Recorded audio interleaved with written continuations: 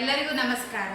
2ನೇ ತರಗತಿ ವಿದ್ಯಾರ್ಥಿಗಳು ಅವರು ಮತ್ತು ಅವರ ಪೋಷಕರು ಮಾಡಿರುವಂತಹ ಶಾಲೆ, ನೇಗಿಲು, ರೇಡಿಯೋ ಅದರ ಬಗ್ಗೆ ಒಂದೆರಡು ಮಾತನಾಡುತ್ತಾರೆ.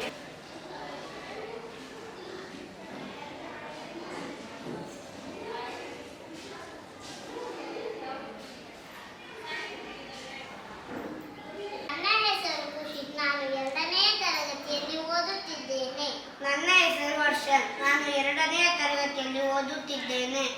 ನಾನು ನೇಗಿಲಿನ ಬಗ್ಗೆ ಮಾತನಾಡುತ್ತೇನೆ. ಇದು ನೇಗಿಲು ಹೊಲಗದ್ದೆಗಳ ಹೂಳಲು ಬಳಸುವ ಸಾಧನ. ಬೇಸಾಯಕ್ಕೆ ನೇಗಿಲು ಬೇಕೇ ಬೇಕು.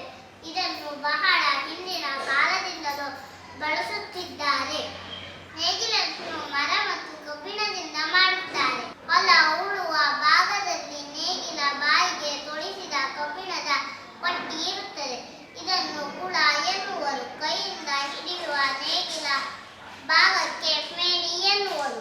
ಉಳುಮೆಗೆ ನೇಗಿಲನ್ನು ಬಳಸುವುದರಿಂದ ಹೊಲ ಗದ್ದೆಗಳ ಮಣ್ಣನ್ನು ಸೀಳುತ್ತದೆ. ನೆಲದಾಳಕ್ಕೆ ಗಾಳಿ, ನೀರು, ಬೆಳಕು ಸರಾಗವಾಗಿ ಪ್ರವೇಶಿಸುತ್ತದೆ.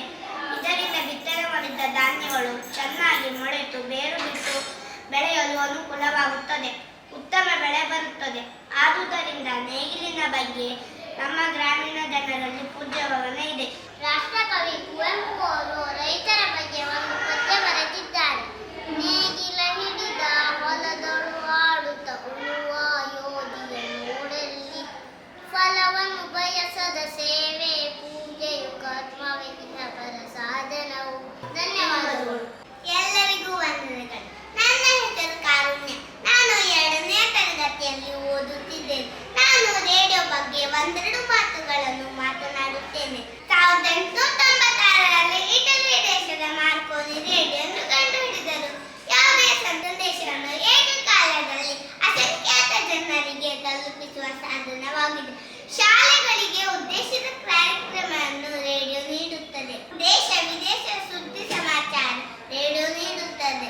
ರೇಡಿಯೋ ಜನತೆಗೆ ಮನೋರಂಜನೆಯನ್ನು ಒದಗಿಸುತ್ತದೆ. ಈಗಿನ ಕಾಲದಲ್ಲಿ ರೇಡಿಯೋ ಬಳಕೆ ಕಡಿಮೆ ಆಗಿದೆ. ರೇಡಿಯೋ ಇನ್ನೊಂದು ಹೆಸರು ಬಾನು. ಇಷ್ಟು ಹೇಳಿ ನನ್ನ ಮಾತನ್ನು ಮುಗಿಸಿದ್ದೇನೆ. ಜೈ ಕರ್ನಾಟಕ ಮಾತೆ. ನನ್ನ ಹೆಸರು ಪ್ರತ್ಯೂಷ್. ನಾನು 2ನೇ ತರಗತಿಯಲ್ಲಿ ಓದುತ್ತಿದ್ದೇನೆ.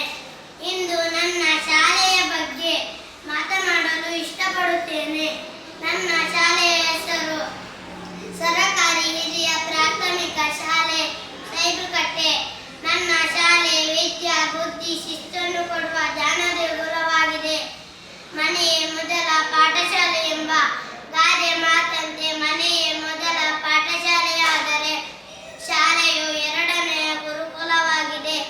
ಇಲ್ಲಿ ನಮ್ಮ ಶಿಕ್ಷಕರು ಪಾಠ ಕಲಿಸುವುದರ ಜೊತೆಗೆ ಆಟ, ಒಳ್ಳೆಯ ನಡತೆ, ಹಿರಿಯರಿಗೆ ಗೌರವ ಕೊಡುವುದನ್ನು ಮತ್ತು ನಮ್ಮ ತಪ್ಪುಗಳನ್ನು ತಿದ್ದಿ ಸರಿದಾರಿಯಲ್ಲಿ ನಡೆಸುತ್ತಾರೆ. ನಮ್ಮ ಶಾಲೆ ನೋಡಲು ತುಂಬಾ ಸುಂದರವಾಗಿದ್ದು ದೊಡ್ಡದಾದ 2 ಆಟದ ಮೈದಾನವನ್ನು ಹೊಂದಿದೆ ಹಾಗೂ ಕಂಪ್ಯೂಟರ್ ಲ್ಯಾಬ್ ಕೂಡ ಇದೆ.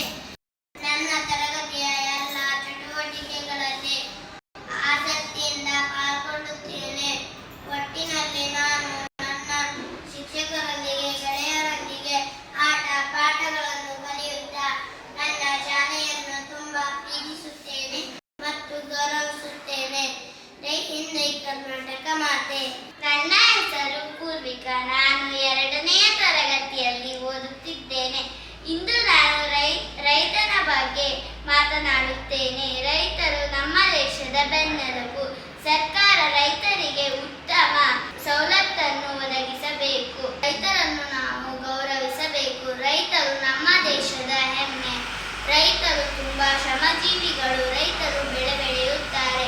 ರೈತರು ಆಹಾರವನ್ನು ನೀಡುತ್ತಾರೆ. ರೈತರಿಗೆ ನಾವು ಮೊದಲ ಆದ್ಯತೆಯನ್ನು ಕೊಡಬೇಕು. ಜೈ ಹಿಂದ್, ಜೈ ಕರ್ನಾಟಕ ಮಾತೆ. Thank you.